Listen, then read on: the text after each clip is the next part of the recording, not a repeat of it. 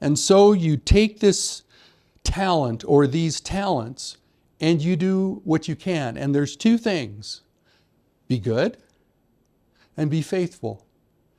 The good is easy to interpret. The good is easy to understand, that God doesn't want us cheating, lying, being abusive in order to get things, in order to get the job done, the task that He's given us. Or if you're a student, to cheat on the exams to get the degree you think God wants you to have to follow your calling. So what we want to look at then is that Jesus says to me, be good.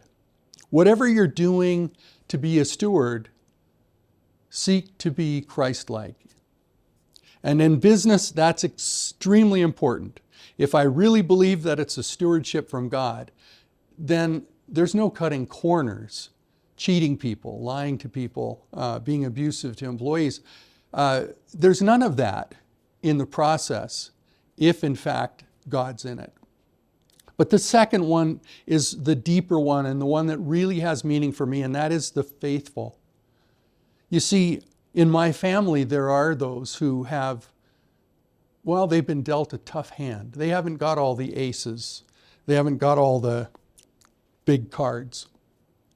Well, what does God expect? Does God expect of them what He expects of someone that He's given a lot of gifting to? No. God does not expect that we are going to bury it in the ground and do nothing. He expects us to take whatever He's given us, trust it to Him, and get up every day and do our best with that. And if we get up every day and do our best with that, He'll take it and use it as He wants. Think of, I think Nick Vujicic, the fellow with no arms and no legs. I can't remember his net worth, but he's done quite a bit with no arms and no legs.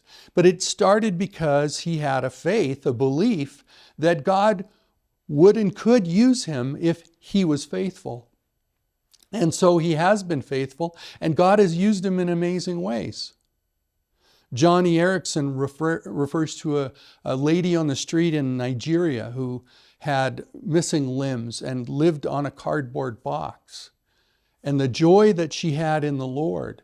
And Johnny was convicted by that here was someone being faithful to glorify God, living on or in a cardboard box. So the lesson from the parable of the talents is, if you're the one talent person, don't bury it. If you're the 2 talent person, don't be jealous of Mr. 5 bags. And if you are Mr. 5 bags, don't sit back and say, well, I can easily float on my talents and get by and still get somewhere. Oh no. You are responsible for everything you are given.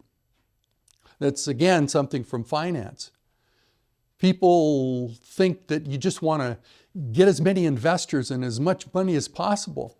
But you know what happens? You're accountable for that.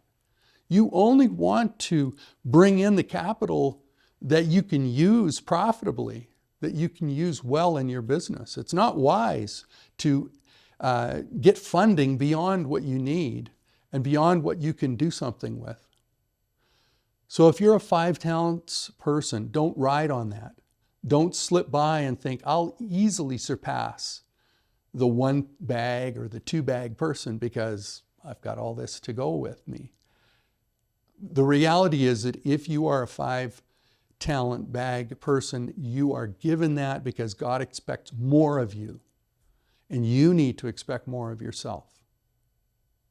So that's the lesson for now. Don't look left.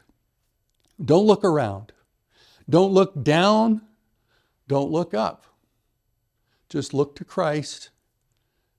Do an assessment of what God has given you and be faithful and be good.